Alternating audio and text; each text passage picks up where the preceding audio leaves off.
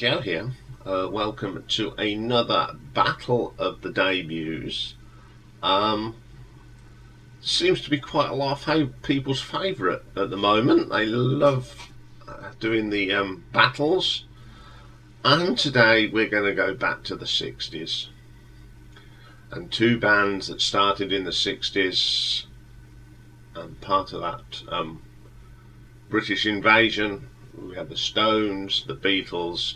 We also had the Kinks and the Troggs. And so today we're going to concentrate on the Kinks and the Troggs. And as usual, the band that released first goes first. And in this case, it is the Kinks. Now the Kinks were formed in London, Muswell Hill to be precise, in 1963 by brothers Ray and Dave Davis.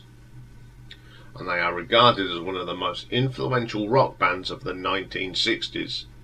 And they have emerged during the British rhythm and blues Mersey beat and were briefly part of the British invasion of the United States.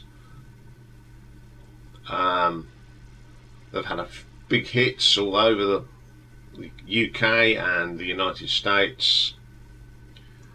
And their debut album is called Kinks. Now this was released on the 2nd of October 1964 in the United Kingdom on Pi Records, and the original United States release was issued by Reprise Records on the 25th of November 1964.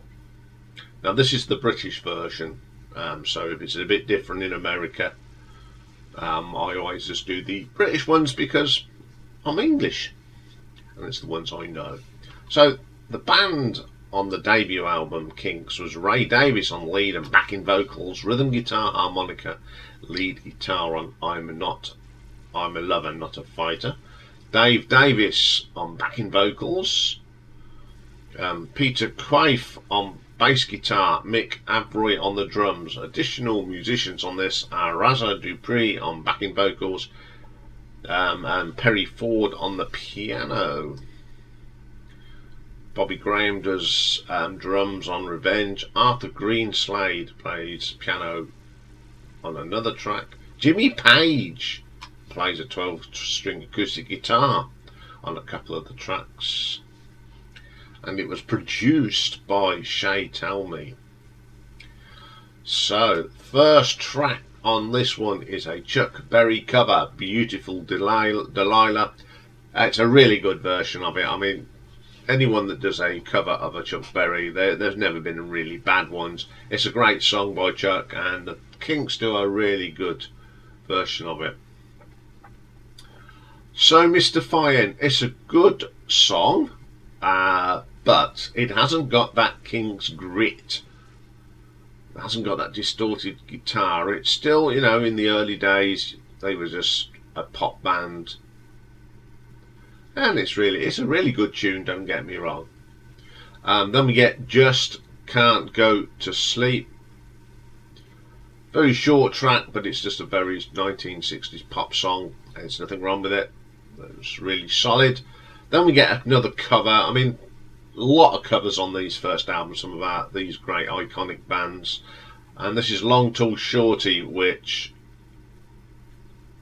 Tommy Tucker did in the same year. It's not a bad version of it.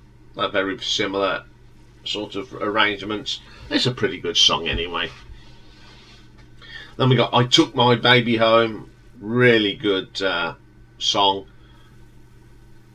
Very solid stuff from the Kinks already. Then we've got I'm a Lover Not a Fighter, which is a Mighty Vesta song from 1958. Out of the two, I think the original's a little bit better, but it's not a bad version. Then we get the classic You Really Got Me. This is the first time we really heard that distorted guitar, and I think Ray Davies just spoke how they got that noise. They got a razor blade and slit the amp covers a little bit, and that's how they got that sound, and that's a great sound that they produced in the 60s. Classic song, You Really Got Me. Side 2 we have Cadillac, which is a Bo Diddley cover It's a good version, but I do prefer the original. Then we get Bald Headed Woman. Now this is written by the producer, Shall Tell Me. It's a really good song. You know, just I don't want to say this without, it's a bog standard 60s song, but a good 60s song. Then we get Revenge, just great little short rock and roll track, excellent stuff. Then we get another Chuck Berry song, Too Much Monkey Business, which is really, really good. Again, then we get another Shall Tell Me song, I've Been Driving on a Bald Mountain. Unfortunately, they're trying to sound a little bit too much like the Rolling Stones at the time as well. Like everyone else, it was all the same, but I like the song, don't get me wrong, but it does sound very Stones. Then we get Stop Your Stopping, which is a really good track. The Pretenders did this in 1979, of course, just called it Stop. Yeah, I like this version, but I like what the Pretenders did to it in 1979. Got Love If You Want It. Love the harmonica in this.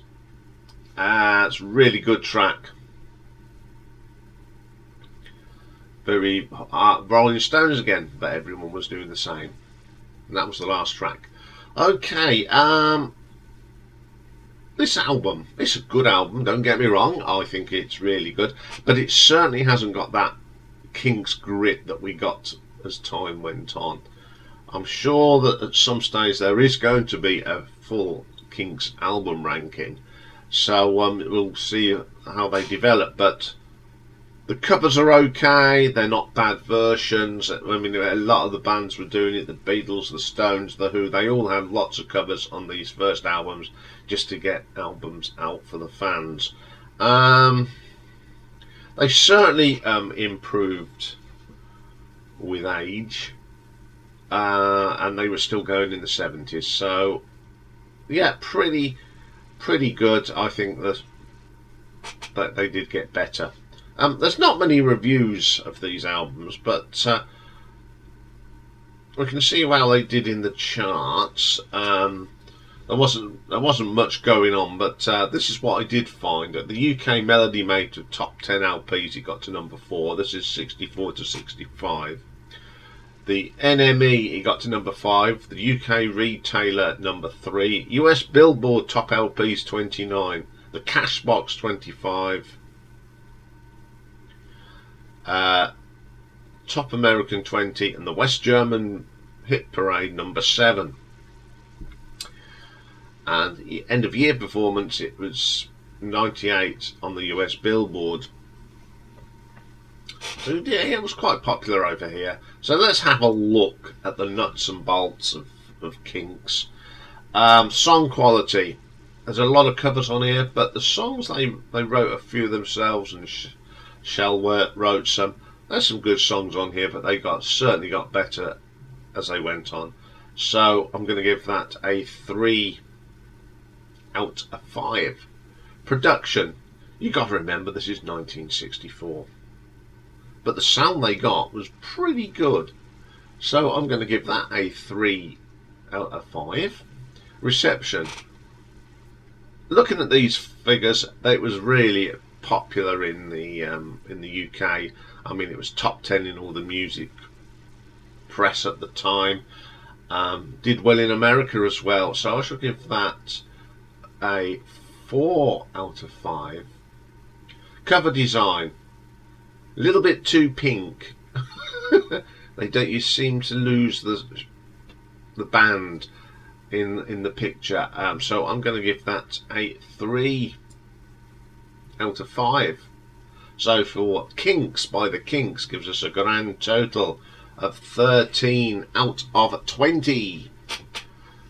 Okay then, let's move on to our next contender, the Troggs, who were originally called the Troglodytes, believe it or not, and they were formed by Reg Presley and Ronnie Bond in 1964 in Andover, which is a little town in Hampshire here in the UK. Again, they have lots of discs, top songs on magazines, and they were an influential garage rock and punk rock band. As I said, it was formed by Reg and Ronnie, and Pete and Chris came in, and we had the Troggs, and they were signed by Kinks manager Larry Page, because they're very similar sort of bands.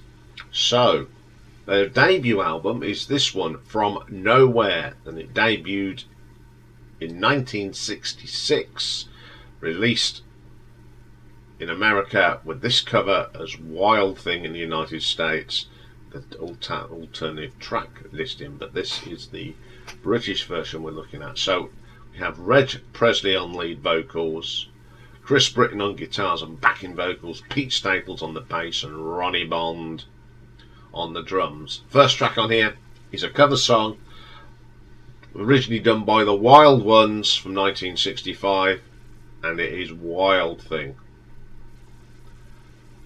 The Troggs made this song a huge hit for them.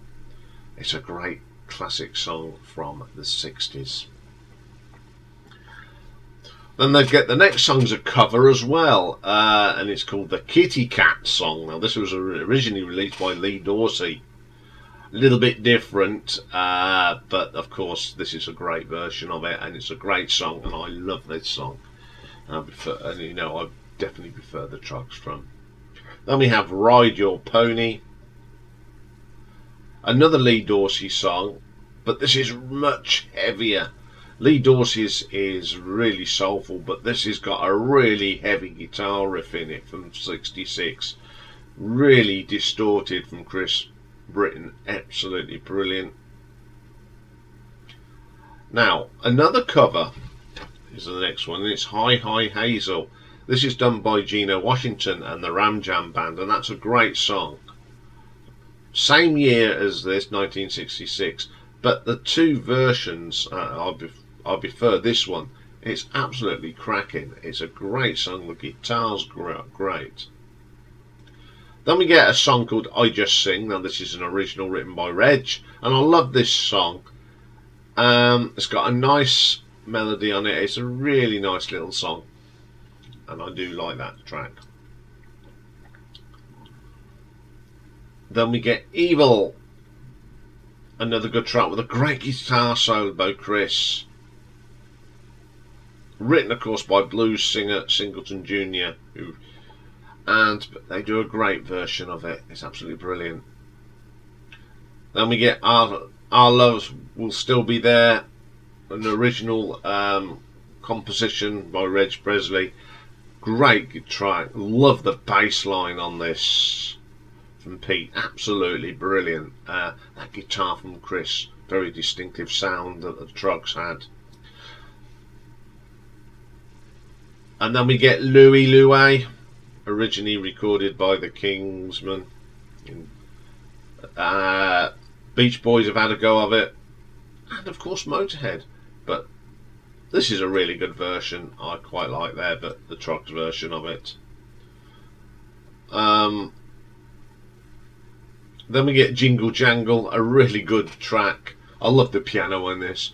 One thing about the Troggs, he used to get some really sort of fun tracks, and this is one of them. Went On With You, It's Alright, not a particular favourite of mine. Then we get From Home. I love Ronnie's drumming on this, and get lots of good guitar distortion on that.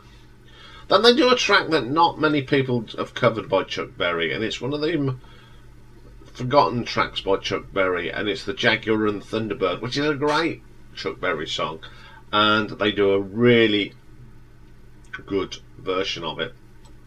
That's the last track on the album. This is a really good album. Like most, as I said, most bands had covers, but for some reason the covers on there are exceptional. They are really, really good. The covers, the original songs are okay, you know, everyone has to start somewhere. It's a mixed bag, and I do like this album. Again, there's not many reviews, but All Music reviewed it and gave it 4.5 stars. Got to number 6 in the album charts in 1966. Okay, let's have a look at the nuts and bolts. Song quality on this. Obviously a lot of covers, but I think the originals, there is a good bass there. So I'm going to give song quality a 3 out of 5. Production. What a great production. Them distorted guitars, really crisp. Not a bad sound for the 60s, so I'm going to give production a 4. Reception. It did well in America. Very well in America, especially the song Wild Thing. Over here it got in the top 10 in the album charts, which is pretty good going considering people were buying singles. So I'm going to give that a 4. Cover design. I like this cover. They're in a cave sort of thing, but they're wearing bright clothes that really makes them stand out. So I shall give that a 4. So From Nowhere by the Troggs gives us a total of 15 out of 20. So a clear winner today in the Troggs. But which one do I prefer? When I looked at this, both got a lot of covers on their albums. But when it came down to the sound, it's the Troggs. I think this is the Troggs album was a little heavier than the Kinks. As much as I like both of them, for purely the Troggs today because of the gritty guitars that Chris got. So I'm going with the Troggs today. But as usual, you do disagree with me a few times. So I'm hoping today I might pull one back, but I've got a funny feeling you'll all go with the Kinks. Well, you know the score. Now you put it in the comments box here. You'll be able to vote in the community. There is a poll, or if you watch this on YouTube, what's the other one I use? Twitter and Facebook. Just put it in the comments. And tonight, if you come to the live stream, there'll be a poll up on there as well. So have a listen and get voting. That's all for this week on the Battle of the Debuts, but I'll be back with picks and mix, and this week it's producer, and we're going to be looking at Roger Glover, of course the bass player from episode 6 Rainbow and Deep Purple, but also a terrific producer as well. So we'll be looking at that, so join me for that later, and bye for now.